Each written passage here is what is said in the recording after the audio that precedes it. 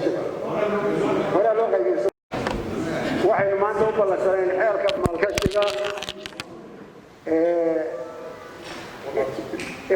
doodii la isqoro marka loo qaybiyo xildhibaanada doonaya inay ka doodaan hays hore xeerka oo lagu daray soo jeedinta guddiga waqti ma hayno Ramadaan bayna haysta